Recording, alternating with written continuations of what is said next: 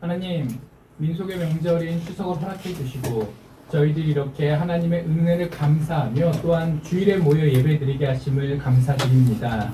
아버지, 눈으로 바라볼 보면 힘들고 원망할 일 투성이지만 그러나 눈을 들어 하나님을 바라보니 감사할 수 있음을 깨닫게 됩니다. 저희의 마음을 하나님께 붙들어 두시옵시고 늘 하나님의 자녀로서 고민하며 아름답고 감사드리며 살아갈 수 있는, 그리하여 믿음의 축복의 통로가 되어 하나님의 풍성한 은혜를 먼저 누리고 또 이웃에게 전할 수 있는 그러한 저희 한 사람 한 사람 되게 하여 주시옵소서. 감사드립니다. 이 모든 말씀 예수님 이름으로 기도합니다. 아멘. 예, 요즘 아시안게임이 진행 중인가 봅니다. 옛날에는 올림픽, 아시안게임 이런 거 하면 결과가 어떻게 됐는지 되게 관심을 가지고 TV를 보곤 했었던 것 같은데요. 근데 요즘 가만히 보면 저부터도 그렇고 주변에 많은 분들이 더 이상 월드컵 정도나 조금 그럴까, 나머지 국제 스포츠 행사에 대해서는 별로 관심들이 없어지시는 것 같아요. 어떤 학자분들은 이렇게 얘기합니다. 예, 그게 선진국이 됐다는 증거다. 왜냐하면은 나라가 가난할 때는 우리가 평소에 자긍심을 느낄 기회가 없잖아요. 우리나라는 항상 힘들고 어렵고 불쌍한 나라다라고 생각되기 때문에 자존심이 이렇게 낮아져 있다가 우리나라 국가대표 선수가 세계대회에 나가서 거기서 금메달이라도 따면 우리의 현실은 여전히 어렵지만 마치 그 순간만큼은 우리 민족이 좀 대단해진 것 같은 느낌이 들어서 이 삶의 고단함을 잠깐 잊어버리게 해주는 그런 도구가 됐기 때문에 오히려 후진국일수록 그 순위, 올림픽 순위는 엉망인데 딱 뭐 어디서 금메달 하나만 땄다고 해도 그게 큰 영웅이 되고 또 나라의 백성들의 큰 기쁨이 되어주기도 합니다. 반면에 선진국이 되면 이미 그럴 거 따질 거 없다는 거죠. 우리나라는 이미 괜찮은 나라고 나도 먹고 살만하고 그 남이 어디 나가서 한 거 와 열심히 했구나 잘했구나 정도의 감동은 여전히 있지만 그게 무슨 내가 대단한 사람이 되는 것처럼 하는 그런 기쁨은 점점 없어지기 때문에 국제대회에 대한 관심은 나라가 선진국이 되면 될수록 줄어든다라는 이야기가 있습니다. 자, 근데 또 다른 어떤 분은 이렇게 얘기합니다. 그렇게 관심이 줄어드는 것은 그만큼 사람들의 삶이 힘들고 또 바쁘기 때문이다. 둘 중에 하나만이라면 그래도 관심을 가질 수 있는데 둘 다가 한 사람 한 사람을 괴롭히게 되면 도무지 국제대회 따위에 관심을 기울일 수가 없다라고 얘기하는 분들이 있습니다. 자, 내 삶이 힘들면 뭐부터 챙겨야 되죠? 내가 살아남는 문제부터 고민하고 챙길 수밖에 없습니다. 여유가 조금은 있어야 그래야 뭘 보면서 기뻐하든지 슬퍼하든지 할 수 있죠. 2002년 월드컵에 온 사람들이 거리를 뛰어나와서 했지만 저는 그때 방구석에 처박혀서 공부하고 있었어요. 일정이 급했거든요. 아마 그 해에 수능을 봐야 했던 친구들, 공상학번들이나 아니면 뭐 대학원 시험 또 그 이후에 뭐 사법고시 등등 여러 가지 시험들을 준비해야 됐던 친구들은 오히려 평소보다 훨씬 더 힘들었을 거예요. 남들은 다 저러고 있는데 나는 여기서 왜 이러고 있어야 되는가? 사람은 그렇습니다. 해야 될 일인 것도 알고 중요한 일인 것도 알고 하고도 싶어도 내가 너무 힘들고 지치면 관심을 기울일 수가 없겠죠. 그리고 또 한 가지는 바쁘면 그게 안 된다는 거예요. 그 가난한 시절 왜 많은 백성들이 국제 경기에 관심을 가질 수 있었냐? 그분들이 그래도 삶이 일정했다는 거예요. 육체적으로는 하루에 10시간, 12시간씩 근무하시느라 바쁘고 그때는 주 5일제도 아니고 6일제라 토요일까지도 일을 하셨고 뭐 야근하는 것도 당연하고 지금 세대보다 훨씬 열심히 사셨고 그 덕분에 이 나라가 이만큼 경제 성장한 건 맞지만 그래도 그분들의 머리는 단순했어요. 아침에 일어나서 일하러 갔다 지친 몸을 이끌고 돌아오면 뭐 하시죠? TV를 켜는 거죠. 그러고 약간 불행한 느낌이기도 하지만 멍하니 TV를 2시간, 3시간 보시다가 스르르 주무시고 다시 다음 날이 되면 똑같은 일상을 반복합니다. 뭘 결정할 게 없어요. 뭘 고민할 게 없어요.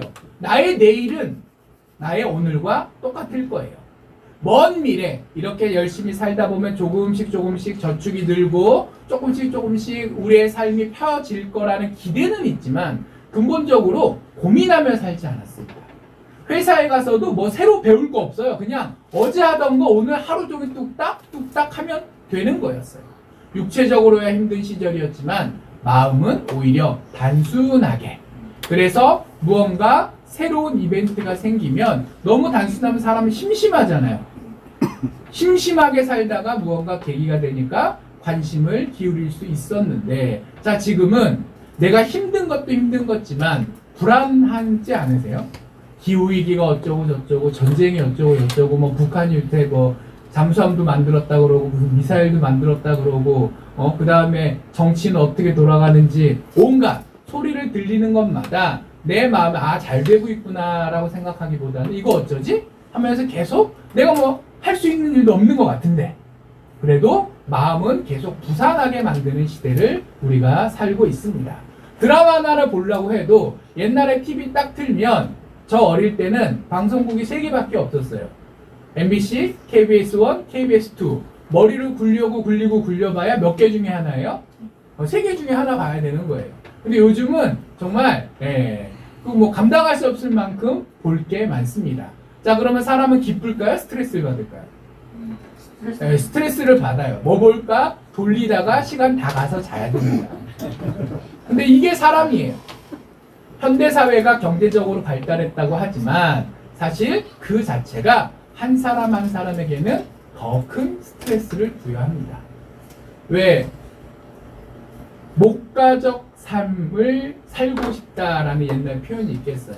너무 도시에서 힘들고 어려우니까 이거가 아니라 농촌으로 돌아가서 그냥 하루하루 똑같은 일이 반복되지만 그러나 분명 내가 노력하면 농사를 지면 거기에 결실을 거둘 수 있는 오늘의 똑같은 삶이 무의미한 삶은 아니라 의미가 있는 삶이라는 건 확인할 수 있는 정도.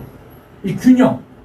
내가 뭘 하면 성과도 있지만 그러나 너무 정신없지 않고 그래도 평안을 누릴 수 있는 그런 삶이 어떤 사람이 기대할 수 있는 가장 평온한 상태일 텐데 도시에서의 삶은 아니라는 거죠. 뭔가 이룰 수 있는 기회는 있지만 평안하기는 힘들고 그래서 이 시대의 많은 사람들은 우리나라의 많은 백성들은 더 이상 아시안 게임 정도에는 크게 신경을 쓰기 어려워졌습니다. 자, 근데 이게 뭘 의미하느냐? 그만큼 우리가 힘들고 정신없고 또 여러 가지로 어려운 상황 가운데 살고 있다는 거예요. 단순히 내가 특정 운동에 관심이 있다 없다만을 이야기하는 것이 아니라 우리가 살아가고 있는 이 현실이 그런 식으로 간접적으로 드러나고 있는 거죠. 자, 그렇습니다. 사람은 살아가면서 모두 다 평안한 삶을 지향합니다. 어제와 비슷한 삶, 그러나 그대로 계속되기만 하는 것이 아니라 내가 노력한 만큼 조금씩은 좋아지는 삶. 둘 중에 하나라도 안 되면 평안하지 않죠. 행복하지 않죠. 노력해도 변화가 없는 걸 좋아하는 사람은 없습니다. 그러나 정신없이 빨리 변하는 걸 좋아하는 사람도 없습니다. 이게 어느 정도 균형이 맞을 때 사람은 평안함을 느끼고 또 보람을 느끼며 안정감을 느끼며 하루하루에 충실할 수 있게 돼요. 자, 근데 문제는 인류의 역사는 그 평안이 유지되기보다는 깨지는 역사였다라는 겁니다. 제가 정확한 숫자는 기억이 안 나는데 인류 역사상 전쟁을 안 한 날을 다 헤아려 보니까 이 나라에서 언제 전쟁이 다 기록이 있는 것들 있잖아요. 다 어느 학자가 모아가서 대충 계산해 보니까 1년이 안 되더래요. 기록에 남아있는 역사 중에 전 지구상에서 전쟁이 하루도 없었던 날을 대충 헤아려 보니 1년도 안 된다는 겁니다. 여기가 평화로우면 여기가 전쟁이 있고 인간의 역사는 전쟁의 역사라는 거예요. 그럼 전쟁은 왜 일어납니까? 갈등이 있기 때문에 그 갈등을 해결하기 위한 방법으로 무력을 선택하는 거죠. 그러니까 인간의 역사는 곧 갈등의 역사입니다. 그리고 그 갈등은 왜 생깁니까? 어떤 상황에서 한 사람과 다른 사람의 바람이, 생각이 다르기 때문에 그것도 둘이 관계없이 떨어져 있으면 그냥 서로 다르고 말 것인데 어쩔 수 없이 한 공간에 같이 살며 부딪힐 수밖에 없을 때 갈등이 생기죠. 그래서 사람이 함께 사는 동안 갈등이 더 나아가서는 전쟁이 끊일 수 없는 거예요. 자, 이게 인간이 공동체를 이루어 살아가는 한 영원히 계속될 인생의 한계입니다. 자, 그렇다면 그게 인간의 보편적인 삶의 자리일 텐데 우리 신앙인들은 그럼 과연 그 사람이 보통 살게 되는 그 자리와 완전히 동떨어진 천국에서 살고 있을까요? 먼 날 언젠가 그날이 올 것이다. 하나님께서 약속하셨습니다. 먼 날 언젠가 우리 주님 재림하실 날에 이 세상에서 이 땅의 법칙 또 인간이 뒤집어 쓰고 있는 이 죄의 법칙으로부터 자유로워져 하나님과 함께하며 하나님이 원래 우리를 창조하신 그 목적대로 회복되어 살아갈 날이 우리에게 약속되어 있습니다. 우리 주님께서 십자가에 달려 죽으심으로 그것을 다시 한번 증명하셨고, 그리고 오늘 우리가 이렇게 함께 예배드리고 있는 것은 그 약속이 실현되는 날을 기다리면서 우리가 세상에 휩쓸리지 않고 중심을 잘 지켜나가며 하나님께서 주신 그 약속을 믿고 굳건히 나아가기 위해, 그래서 이렇게 공동체를 세워가기 위해, 그래서 그것을 당대만이 아닌 후대로까지 전달하는 것을 감당하기 위해 이렇게 교회를 이루고 예배를 드리고 있는 것 아니겠습니까? 그런데 어렵죠. 골치 아프죠. 힘들죠. 또 무엇을 어떻게 해야 될지 잘 모르겠을 때가 너무나도 많이 있습니다. 그래서 많은 분들은 낙심합니다. 이제는 하나님께서 살아계시는지도 잘 모르겠다. 아니, 살아계시더라도 우리들을 사랑하시고 이 역사에 개입하시는지는 잘 모르겠다. 만약 하나님께서 지금도 역사하고 계신다면 이 세상에 가득한 불의와 이기심과 여러 가지 불경건한 것들이 어떻게 저렇게 횡행할 수 있겠는가. 자, 그런 고민들을 많이들 하세요. 그리고 아이러니하게도 그거는 2000년 전에도 3000년 전에도 똑같이 고민되던 것이었습니다. 이스라엘 백성들이 나라를 이루어 살아갈 그 시절에도 하나님, 어떻게 하면 저런 놈들을 그냥 두고 보실 수 있습니까? 라는 수많은 울부짖음들이 있었고, 이스라엘 백성들이 가나안 땅에 살던 그 시절에도 여러 가지 지금 우리가 겪는 것과 비슷한 본질적으로 똑같은 많은 고민들과 문제들이 있었죠. 왜? 그게 사람이 사는 어쩔 수 없는 현실이니까요. 모세고 여호수아고 다윗이고 솔로몬이고 우리가 이름을 들어하는 모든 사람들이 이 하나님의 백성이었지만, 그러나 그들이 살아가는 삶의 자리는 늘 골치 아프고 어려운 일들이 많이 있었습니다.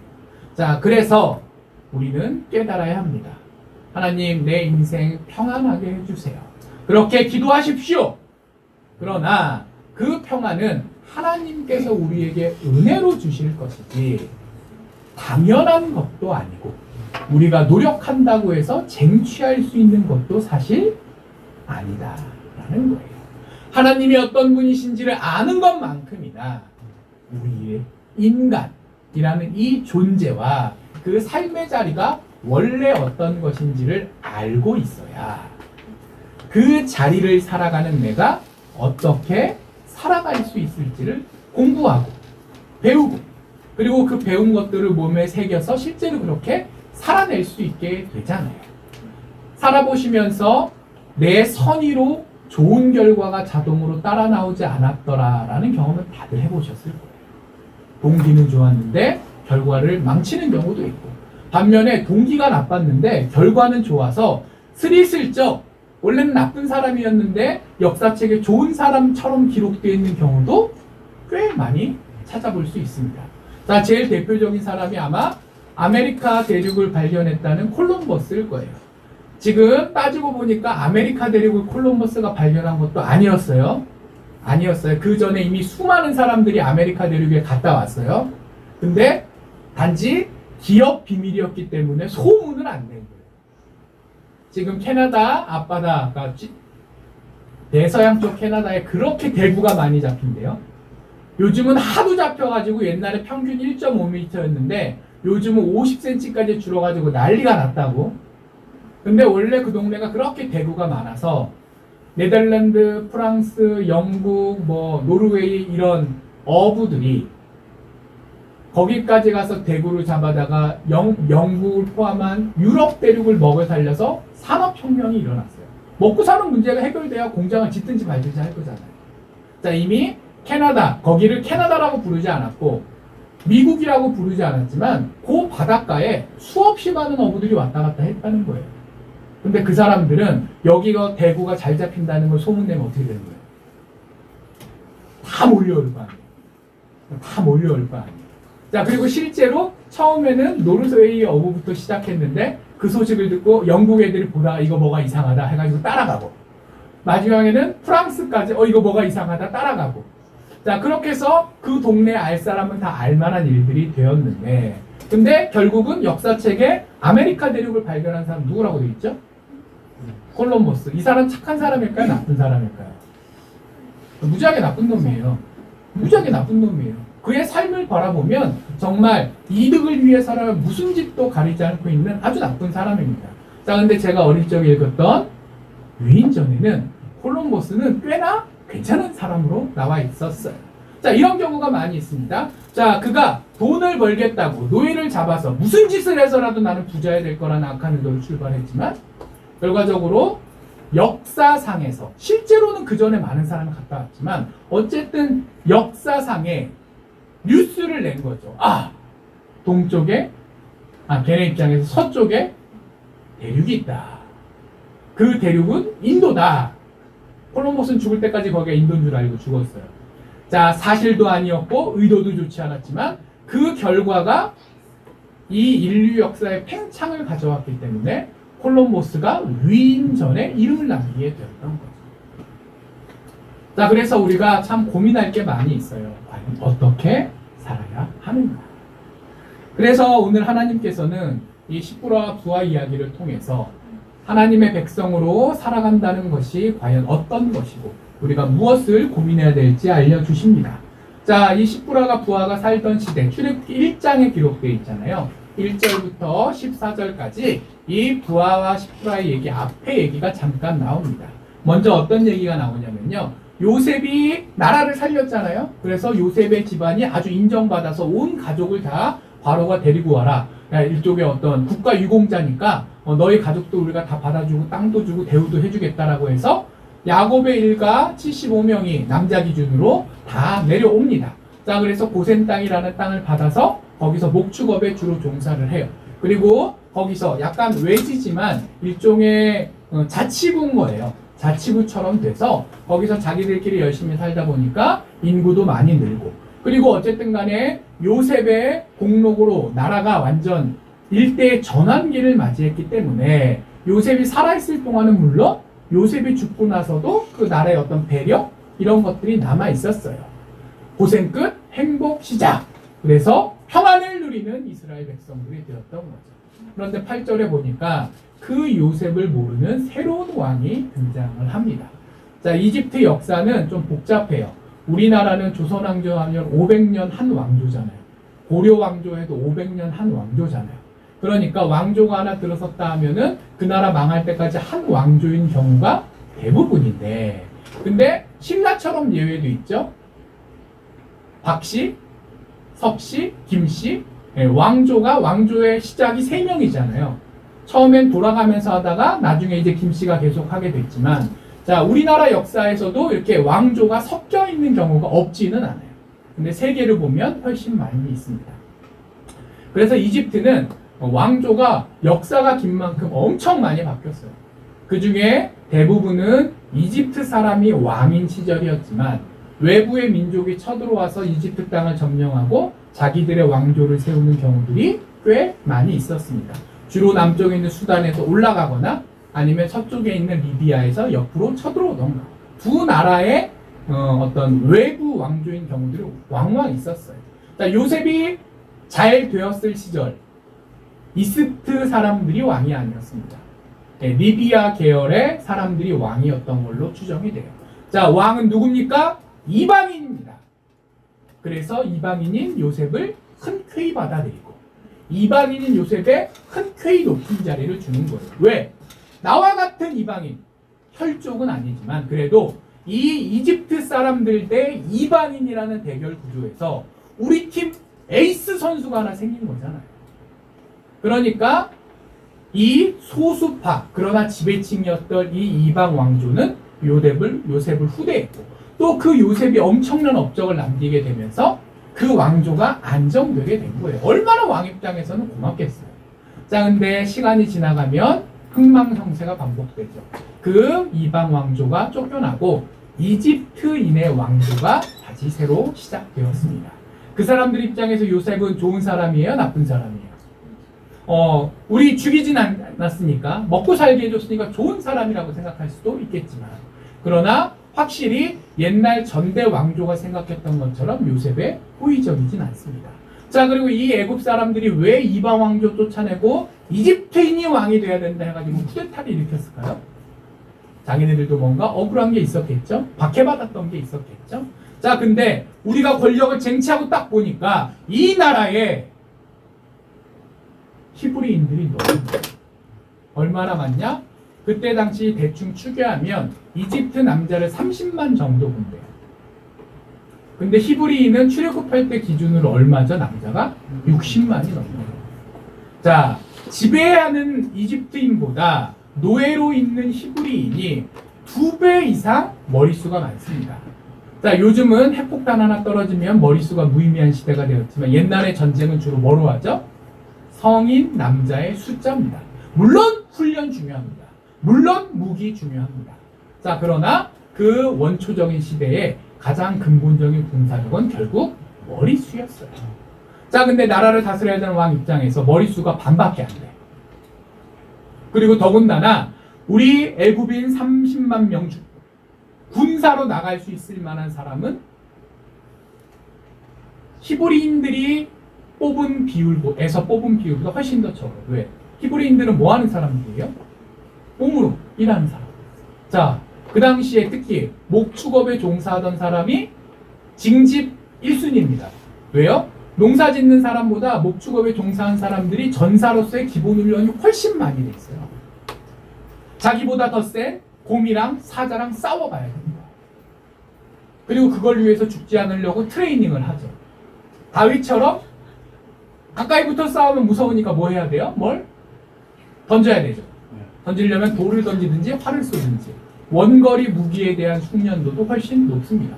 그러니까 훈련한데 군인을 아무나 잡아오면 평균적으로 누가 제일 양질의 군사라고요? 목축업에 종사하는 사람. 그러니까 머릿수도 2배.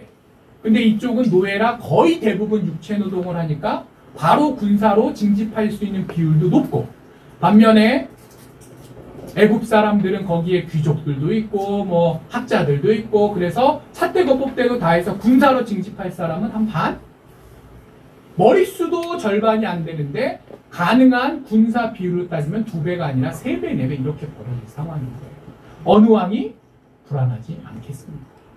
옛날에는 더 큰 적인 애굽 원주민을 대상으로 이방인 왕족과 이방인 지지자들이 모여서 약간 야당 여당 하는 것처럼 됐는데 이제 그 외국인 왕조는 없어져 버렸고 이 이집트의 여당은 이집트 사람, 이집트의 야당은 히브리 사람. 근데 머릿수가 히브리 사람이 훨씬 많은 상황이 된 거예요. 당연히 왕이 왕노를 타려면 이 부분에 대해서 신경 쓰지 않을 수 없습니다. 오늘 등장하는 바로가 나쁜 놈인 것만 같지만 이런 고민이 있는 거예요. 자, 그리고 그래서 바로가 이 인구 문제를 해결하기 위해서 이스라엘 백성들을 고생시키기로 작정합니다. 그래서 국고성, 그러니까 이렇게 창고 같은 거죠. 그 다음에 병거성, 이제 전차들을 비에 맞으면 안 되고 또 보수해줘야 되니까 우리나라 따지면 무기공장 같은 거라고 생각하시면 돼요. 그걸 또 짓습니다. 근데 신기한 게 자기네들 신전이나 피라미드를 짓게 했다는 얘기는 없어요. 그것도 어마어마한 노동력이 필요할 텐데. 자, 그러니까 뭐예요? 좀 자기네들 입장에서 좋은 거는 손 못 대게 하고 어떤 것만 시킨 거예요? 정말 단순히 노가다 해야 될 일만 이스라엘 백성들한테 시켰다는 겁니다. 그래서 그 시절에 원래 이집트는 피라미드를 계속 지어야 되는 나라였기 때문에 딴 데 뭐 짓기가 힘들어요. 나라의 총 노동력이라는 건 정해져 있는데 이걸 꼬박꼬박 매년 정기 사업으로 하니까. 그런데 그래서 병거성 이런 거가 잘 없었는데 이스라엘 백성들 동원해서 갑자기 그 시절에 여기저기 군사시설을 짓게 됩니다. 자, 그러니 당연히 힘들죠. 피라미드 같은 경우에는 어느 땅에 어느 재료로 어느 설계로 할지 이미 다 준비되어 있어요. 자, 그런데 계획이 없던 병거성 이런 거는 자, 재료부터 준비되어 있지 않습니다. 준비된 재료는 뭐에 쓰고 있어요? 더 중요한데 여기는 벽돌을 구워 만들어야 되는 상황이고요. 자, 그런데 벽돌을 구우는 일부터 벽돌 구울 재료를 모으는 것부터 거기서부터 일을 시키니 단순히 건설만 하면 되는 게 아니라 이게 얼마나 힘든 일이었겠어요. 그리고 이렇게 생각하죠. 그러면 끊임없이 피곤해서 집에 돌아가서 골아 따르다 자기 바쁠 것이니 자녀들 낳기가 힘들 것이다. 바로가 나름 내 목적을 달성하기 위해서 그러나 다른 사람들한테 그렇게까지 욕먹지는 않을 부드러운 대안을 제시했던 거예요. 자, 근데 결과가 어떻습니까? 안 됩니다. 왜 안 됩니까? 하나님께서 사람의 얕은 꾀가 성공하지 않게 막으셨기 때문이에요. 자, 그래서 바로가 속이 답답합니다. 내 나름대로는 제일 똑똑한 사람들이랑 다 회의를 해서 이게 최고의 방법입니다 라고 해서 했는데 아니 약발이 안 듣는 거예요. 자, 그럼 왕은 어떻게 해야 됩니까? 포기합니까? 아니에요. 오히려 여기서 포기했으면 모르시는 분은 바로가 착한 사람이라고 생각하시겠지만 왕이라는 입장에서 보면 나쁜 놈이었을 거예요. 오히려 무언가 더 고민하는 게 정상입니다. 고민은 해야 돼요. 그런데 장고 끝에 악수라고 이 바로가 이 문제를 건전하고 또 생산적으로 하나님 보시기에 아름답게 해결하려고 하는 게 아니라 또 자기의 이득을 위한 인간적인 술수를 동원합니다. 자, 바로는 강자입니다. 군대를 가지고 있고 권력을 가지고 있고 돈을 가지고 있고 또 통치 조직을 가지고 있고 정보도 가지고 있고 내가 가지고 있는 게 많아요. 그러니까 나의 이것으로 내가 할 수 있을 것이다 라고 생각합니다. 무엇요? 나를 위해 우리 애국 백성들을 위해 이 히브리 민족을 절멸시킵니다. 그래서 시프라와 부하를 부릅니다. 두 사람을 불러서 이렇게 협박합니다. 자, 너네 산파 일 하러 갈 때 여자이면 살려두고 남자이면 죽여라. 근데 여기서 죽여라는 게 이렇게 막 목졸라서 적극적으로 죽여라라는 그런 뜻은 아니에요. 이제 옛날에 저희 외갓집에 저희 어머니가 팔남매셨대요. 근데 제가 눈으로 뵌 분은 3분밖에 없어요. 저희 어머니 포함해서. 5분이 6.25 동란에 또 이제 어린 시절에 이렇게 저렇게 돌아가셨다는 거예요. 그래서 이제 저는 위에 삼촌 하나, 그 다음 저희 어머니, 그리고 밑에 이모 한 분, 이렇게 3사람만 뵀어요. 8명 나오면 5명 죽는 거. 지금 80대 정도 생각하시면 이상한 일인가요? 뭐 그럴 수도 있는 일인가요? 안타까운 일이지만 그럴 수도 있는 일이잖아요. 100년도 안 지났습니다. 그러나 의학이 발달되지 않은 시절에 영아 사망률이라는 게 그렇게 높았어요. 당연히 그때는 산파가 애를 녹회하러 갔을 때, 애를 낳을 때, 출산할 때 도와주러 갔을 때 사고가 나는 확률이 아마 반반은 됐을 겁니다. 그러니까 이렇게 얘기하는 거예요. 자, 태어나자마자 죽는 애들은 있지. 그렇진 않아도 탯줄을 몸에 감고 나오거나 숨을 쉬지 않고 엉덩이를 때려줘야 울면서 숨을 쉴 거잖아요. 그래서 자기가 알아서 숨을 쉬지 않거나 아무튼 가만히 놔두면 죽을 수 있는 애들도 분명 있을 거란 말이에요. 튼튼하게 알아서 태어난 애들이 있고 그 당시 의료 수준으로 어쩔 수 없는 애들이 있지만 가운데 이 산파가 도와주면 살 수 있지만 산파가 도와주지 않으면 죽을 수 있는 애들. 요 정도인 애들이. 내가 너한테 무리한 요구하는 거 아니라는 거예요. 왜? 직접적으로 애를 죽이면 이 산파는 어떻게 될 거예요? 맞아 죽죠. 그 가족들이 그걸 알고 그 산파를 가만두겠어요? 당연히 난리가 나죠. 그리고 왕이 시켰습니다. 얘기할 수 있어요? 왕이 그러면 그렇다고 얘기할까요? 아니죠. 나는 그런 거 시킨 적 없다라고 얘기하죠. 왕이 정말 창칼을 들고 무력으로 이 일을 해결하겠습니다. 왜 산파를 불러다 은밀하게 일을 시킵니까? 왕 입장에서는 히브리, 노예, 산파, 여자를 만난다는 것 자체가 어떻게 생각하면 수치스럽다고 느낄 수 있는 문화입니다. 왕이 노예를, 그것도 남자가 여자를. 그런데 기꺼이 만나잖아요. 왜? 필요하니까. 아직 바로는 창칼을 들고 무력으로 할 생각이 없는 거예요. 왜? 그러면 모든 이스라엘 남정들이 다 농기계라도 하나 들고 우리 자식을 다 죽이겠다고 싸우자 하면 머릿수가 안 되는데. 그래서 왕은 선이어서가 아니라 어쩔 수 없는 상황 때문에 조심스럽게 그리고 천천히 인구를 줄이고자 했고, 그래서 산파를 불러다 겁박한 겁니다. 자, 자연스러운 출산율이 100이라면 너네가 가서 도와주지 않고 말로만 이거 잘하고 있습니다, 잘하고 있습니다. 아유, 근데 애가 약하게 태어나서 자, 이런 식으로 해도 절반은 죽일 수 있을 거 아니냐. 그렇게만 해라. 그러면 내가 너 잘 먹고 잘 살게 해줄게. 자, 그러고 이 산파들을 내보냅니다. 자, 이 산파들은 고민을 했을까요, 안 했을까요? 당연히 했겠죠. 가장 강한 왕이 나를 협박하는데. 그리고 이 사람들은 또 고민을 할 수밖에 없었습니다. 그게 뭐냐면, 자, 아까 바로의 고민이 히브리 사람들의 머리 숫자가 너무 많은 게 고민이라는 거잖아요. 그때는 또 평균적으로 지금보다 부부 한 쌍의 애도 훨씬 많이 났어요. 자, 그러면 성인 남자가 60만, 거기 할아버지 다 빼고 그러면 출산 가능 연령 30만이라고 치면 30만 중에서 도대체 1년에 애가 몇 명이 태어날까요? 산파 2명으로 그 애를 다 처리할 수 있을까요? 물리적으로? 안 돼요. 자, 그런데 시프라와 부하만 불렀어요. 이 얘기가 뭘 의미하냐면, 시프라와 부하는 지금으로 따지면 의협 회장인 거예요. 대표인 거예요. 산파 그룹의 대표로 들어와서, 자, 너네들 밑에 산파 애들한테 똑바로 교육시켜서 이렇게 하게 만들어. 내가 했다는 말은 하지 말고 아무튼 그렇게 만들어. 자, 대표로서 왕 앞에 끌려온 거란 말이에요. 그 밑에 산파가 10명이 더 있었는지 100명이 더 있었는지 그거는 모르지만 시프라와 부하 두 사람만의 문제가 아닙니다. 내가 지금 어떤 결정을 하는가에 따라서 나만 살고 죽는 게 아닙니다. 누구까지요? 아무것도 모르고 있을, 심지어는 이미 산파 업계에 처음 발을 들인 아주 젊은 친구들까지 살고 죽을 수 있는 결정을 누가 해야 되는 거예요? 내가 해야 돼요. 이 얼마나 힘들고 부담스러운 상황이 아니겠습니까? 세상에 핍박이 닥쳐옵니다. 거기에 내 자리에 대한 책임이 나를 짓누르고 있습니다. 그런데 사특하게도 핍박만이면 죽으면 죽으리이다 할 텐데 바로가 어떻게 얘기했다고요? 무리는 하지 마. 안 걸릴 만큼. 자, 어떤 거예요? 유혹까지 거기에 한 스푼 더 들어가 있는 거예요. 시프라와 부하가 고민이 많이 있을 겁니다. 요 정도는 해도 티가 나지 않진 않을까?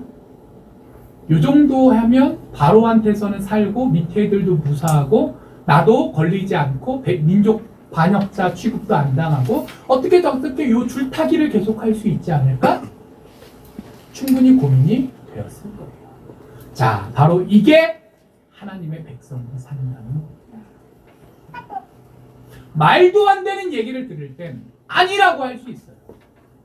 그것 때문에 겪는 고통, 하나님께서 해결해 주실 줄 믿고 싸울 수 있습니다. 그것도 안 되는 분도 있겠지만 그래도 하나님의 자녀로서 인격적으로 주님 영접하신 분은, 은혜 받은 분은 여기까지는 할 수 있을 거예요. 근데 여기까지만 해주면 고마울 텐데 이 세상의 파도라는 게 그렇게 묵묵하진 않다는 거예요. 나와 관련 있는 사람들을 끌고 들어가서 나가는. 너 하나 살고 죽는 문제가 아니라 너 이러면 네 자식은 어떡하니? 네 가족은 어떡하니? 네 밑에 너만 믿고 있는 쟤네들은 어떡하니? 나 하나는 죽을 수 있겠는데. 이게 참 문제죠. 자, 그리고 유혹은 더 간사합니다. 그러니까 누가 너보러 죽으래. 그냥 요만큼 하나만 해달라는데. 자, 근데 그걸 하면 어떻게 되죠? 원래 마케팅 기법에 put in the door라는 단어가 있어요. 그게 뭐냐면 옛날에는 물건 들고 집으로 찾아가서 파시는 분들 많았잖아요. 우리도. 자, 제일 어려운 게 뭐예요? 띵동 어디서 나왔습니다 하는데 뭐가 제일 어려워요? 문만 열면 절반은 성공인 거예요. 보통은 집에서 없는 척해요. 있어도 말 안 해.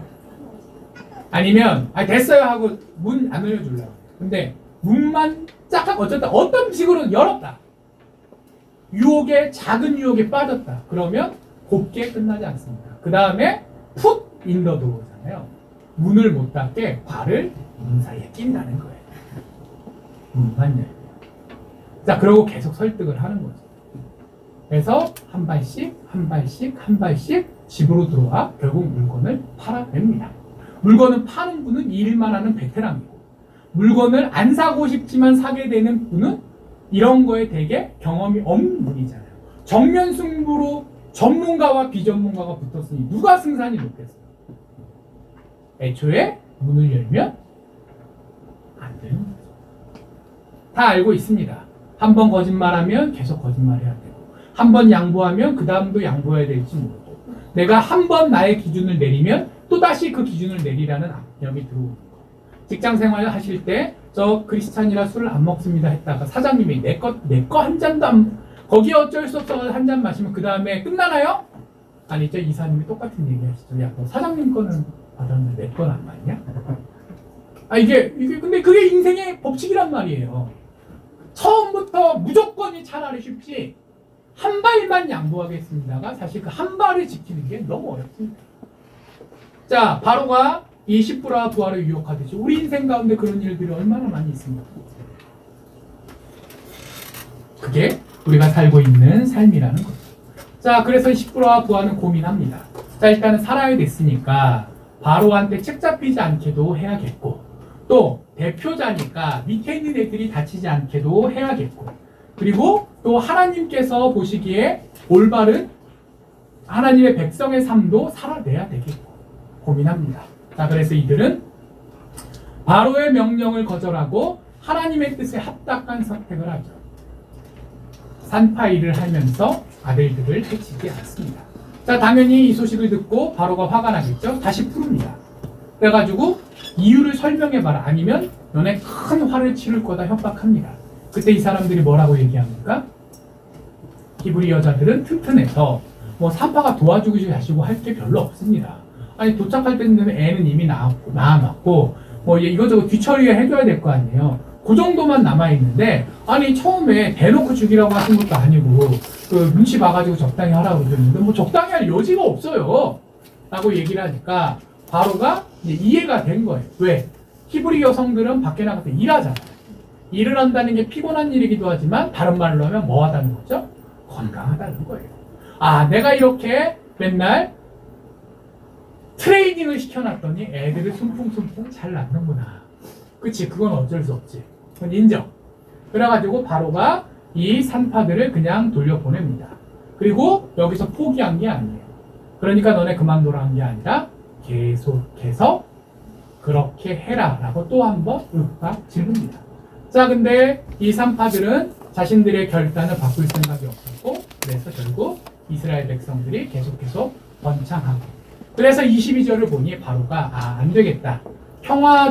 나름 평화적인 방법은 안 되겠고 이제는 강제력을 동원해서라도 이스라엘 남아들을 죽여야겠다라고 결정하는 장면이 나옵니다. 자, 이 장면들을 바라보면서 우리가 기억해야 될 게 있어요.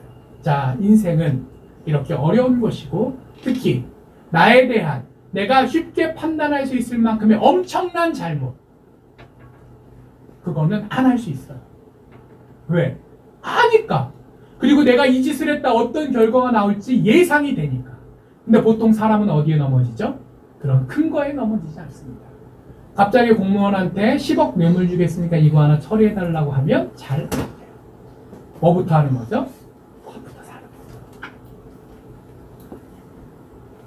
추석입니다. 네, 명절 선물 왜 김영란법으로 액수 제한해놨을까요? 네, 그 선물부터 하는 거예요. 그렇게 한 발 한 발 가다가 어느 선에 큰 돈과 함께 부당한 요구가 들어오고, 차라리 처음 보는 사람이었으면 이거 뭐 하는 짓이야 라고 신고를 할 텐데 갈등하게 되는 거죠. 그게 인생의 법칙이고, 그게 하나님의 백성으로 사는 이 시대에서 우리가 이 시대에서 겪게 되는 유혹이라는 거예요. 이 부분에 대해서 경각심을 가져야 합니다. 십부라가 부하가 그랬던 것처럼 우리는 깨우치고 결단해야 합니다. 자, 그리고 또 한 가지, 그렇게 한다고 해서 일이 끝나는 것도 아니에요. 내가 열심히 잘 일을 했더니 바로가 이제 어떻게 해요? 나를 제끼고 직접 행동하기 시작합니다. 나의 선의와 노력이 100% 완벽한 결과를 만들어내는 것도 아니라는 거예요. 우리의 삶의 투쟁은 잠깐 불타오르면 끝나는 것이 아니라 지속적으로 오늘 이 한 텀에 이 십부라와 부하가 겪었던 그 인생의 단계가 죽을 때까지 가는 게 아니라 이거 한 단계가 끝나면 고생 끝 행복 시작이 아니라 이 문제는 끝났지만 새로운 문제가 출발됩니다. 그래서 신앙인의 자세란 항상 생각하고 조심하고 준비하며 나아가야 되는 삶인 거예요. 그리고 그럴 때 하나님께서 그런 우리들을 놓아두지 않으십니다. 먼저 하나님께서 십부라와 부하 살려주셨죠. 아무리 그들이 변명거리가 있다 한들 바로가 열받으면 어떻게 할 수 있었어요? 죽일 수 있었어요. 어떤 식으로든지 괴롭힐 수 있었습니다. 하지만 하나님께서 그 바로의 마음으로 움직이셨어요. 아, 그치, 저 핑계가 일리가 있지. 핑계가 일리가 있는지 일리가 없는지는 누가 결정합니까? 세상 돌아가는 거 보십시오. 근거 있는 이야기에 사람들이 귀를 기울여주니까 내가 듣고 싶은 얘기에 귀를 기울여줍니까? 아무리 말하는 사람 입장에서는 최선을 다해 설명을 했지만 그 설명을 들어주는 사람의 받아들여지는 건 당연합니다. 근데 하나님께서 날이 서 있을 이 바로의 마음을 움직여서 일단 살려주셨어요. 그리고 오늘 본문에 보니까 21절에 그 십부라와 부하, 이런 용기 있는 결단을 했던 그녀들의 가정들이 흥왕했다라는 이야기를 합니다. 어머니의 헌신으로 인하여서, 할머니의 헌신으로 인하여서 그 한 사람만이 아닌 한 믿음의 공동체가 하나님의 복을 크게 입었다. 나의 헌신이 나의 고생으로만 끝나는 것이 아니라 분명히 하나님께서 그것들을 기억하시고 복을 주시겠다라는 표현을 하신다는 거죠. 자, 그리고 마지막으로 또 어떤 일이 있습니까? 하나님께서 이렇게 20절에 기록해 놓으셨습니다. 그녀들로 인해 그 백성이 번성했다. 자, 그 백성들이 번성한 거 누구 때문이라고요? 하나님 때문이죠. 근데 하나님께서 무엇라고 기록해 놓으셨습니까? 그녀들, 십부라와 부하가 그런 믿음의 결단을 가지고 위험을 감수하며 묵묵히 자기 자리에서 최선을 다해 주었기에 백성들이 더 번창할 수 있었다. 단순히 나와 우리 가족의 이익만이 아닌 역사를 바꿔나가는 그 놀라운 일들을 우리 한 사람의 믿음과 헌신을 통해서 하나님께서 이 세상 가운데 펼쳐주시겠다라고 결론 내리신 거예요. 그 말씀에 힘입을 수 있는 우리 되기를 소망합니다. 우리 인생 힘들고 어렵습니다. 특별히 더 분주하고 여러 가지 도전들 가운데 낙심하신 분도 많이 계실 줄 압니다. 그렇습니다. 그렇게 낙심할 수밖에 없는 것이 우리의 솔직한 삶의 현실입니다. 그러나 그저 낙심하고만 끝나지 않을 것은 하나님께서 우리를 자녀 삼으셨고 우리가 어떻게 살아갈 수 있도록 삶의 방식을 가르쳐 주셨습니다. 그렇게 살고자 노력할 때 하나님께서 지키시고 은혜 더하시고 강하게 해주신다는 겁니다. 그리고 그렇게 우리가 노력할 때 단순히 나와 우리 가정 또 이 교회뿐만이 아니라 그런 우리의 헌신을 통해서 역사까지 바꿔주신다 하셨습니다. 하나님께서 우리에게 그런 기회와 능력, 자격을 주셨습니다. 그것에 감사하시며 눈앞에 있는 도전이 아닌 하나님의 그 은혜를 사모하며 나아갈 수 있는 우리 모두 되기를 간절히 축복합니다. 기도합니다. 하나님 감사합니다. 하나님의 백성으로 산다는 것은 참 쉽지 않습니다.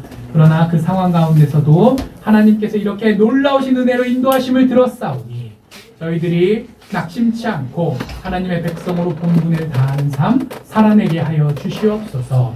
감사드립니다. 이 모든 말씀 예수님 이름으로 기도합니다. 아멘.